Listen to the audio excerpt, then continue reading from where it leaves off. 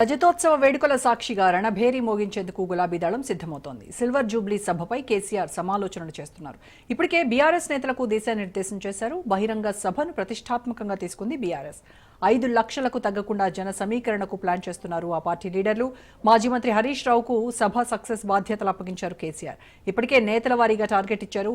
జన ప్రభంజనంతో సత్తా చాటాలని వ్యూహరచన చేస్తున్నారు. అటు వాహనాల బుకింగ్స్, ఇటు క్యాడర్కు గైడెన్స్ తో ఫుల్ జోష్లో ఉన్నారు పింక్ లీడర్లు.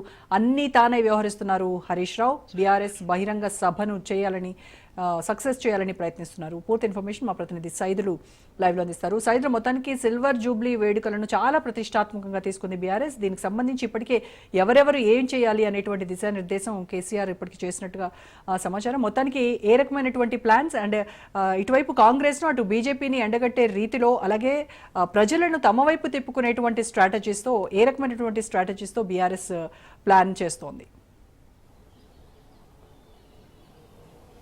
ఎస్ రోజా, బీఆర్ఎస్ పార్టీ సిల్వర్ జూబ్లీ బహిరంగ సభ చాలా ప్రతిష్టాత్మకంగా తీసుకుంది. ముఖ్యంగా జన సమీకరణ, సభ సక్సెస్కు సంబంధించినటువంటి ఏర్పాట్లు చాలా కీలకం. కాబట్టి ఇవి సక్సెస్ కావాలంటే ఏ నేతకైతే ఈ యొక్క బాధ్యతలు అప్పగిస్తే బాగుంటుందని కేసీఆర్ ఒక నిర్ణయానికి వచ్చి అవి ట్రబుల్ షూటర్గా ఉన్నటువంటి మాజీ మంత్రి హరీష్ రావుకి ఆ బాధ్యతలు కేసీఆర్ అప్పగిస్తున్నారు. ముఖ్యంగా జన సమీకరణకు సంబంధించి, ఎందుకంటే ఈ నెల 27వ తారీఖున వరంగల్ జిల్లా వేదికగా ఎలకతుర్తిలో జరుగుతున్నటువంటి బీఆర్ఎస్ సిల్వర్ జూబ్లీ బహిరంగ సభకు సంబంధించి ఎలకతుర్తిలో ఇప్పటికే 1200 ఎకరాల్లో ఈ యొక్క సభ నిర్వహిస్తున్నారు. దానిలో భాగంగా ఒక 50 ఎకరాల్లో ఈ స్టేజీ, ఈ అంటే పబ్లిక్ సంబంధించినటువంటి ఏర్పాట్లు, మిగిలిన ప్లేస్ కూడా ఇటు పార్కింగ్ సంబంధించిన ఏర్పాట్లు ఇప్పటికే పూర్తయ్యాయి. అయితే ఈ యొక్క సభకు సంబంధించి, అంటే పార్టీ ఆవిర్భవించి 25 ఏళ్లు కావస్తున్న నేపథ్యంలో నాటి నుంచి నేటి వరకు ప్రస్తుత పరిస్థితులు, రాజకీయ పరిస్థితులు ఏ విధంగా ఉన్నాయని దానిపైన ప్రత్యేకించి బీఆర్ఎస్ పార్టీ ఫోకస్ చేస్తుంది. కాబట్టి ఖచ్చితంగా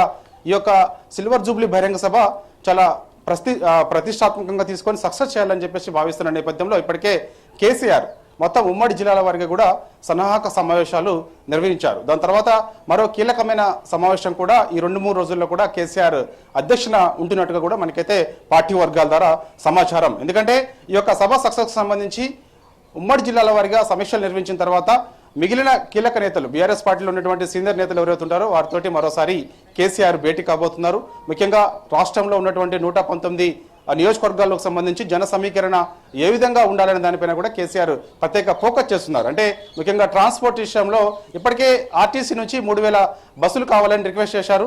ఆల్రెడీ వాటికి అయ్యే ఖర్చుకు సంబంధించి కూడా 8 కోట్ల రూపాయల చెక్ని ఆర్టీసీ ఎండి సజ్జనార్కి ఒప్పచెప్పారు.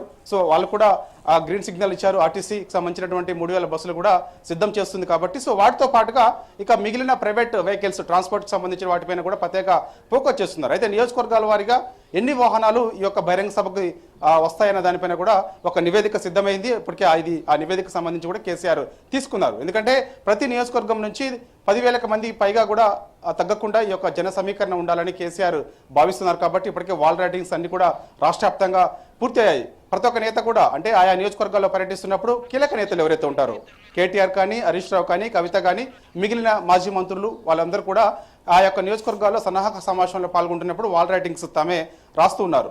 ఈ సభకు తల్లి రండి, బీఆర్ఎస్ ఇంటి పార్టీ కాబట్టి, తెలంగాణ ఇంటి పార్టీ బీఆర్ఎస్ కాబట్టి ఈ యొక్క సిల్వర్ జూబ్లీ బహిరంగ సభకు పెద్ద ఎత్తున ప్రజలు తల్లి రండి, ఇంటికి ఒకరు రండి అని చెప్పేసి కూడా వాల్ రైటింగ్స్ రాస్తున్నారు. కాబట్టి ఖచ్చితంగా చాలా ఈ సభకు సంబంధించి అనేక ప్రణాళికలు కేసీఆర్ రచిస్తున్నారు. దానిలో భాగంగా నేతలు కూడా ప్రణాళికలు రచిస్తున్నారు. అంటే ఇలా ట్రాన్స్పోర్ట్ విషయంతో పాటుగా జన సమీకరణ ఏ విధంగా చేయాలనే దానిపైన కూడా ప్రణాళికలు నాయకులు రచిస్తున్నారు. కాబట్టి సో మరోసారి కీలక నేతలతోటి కేసీఆర్ భేటీ కాబోతున్నారు.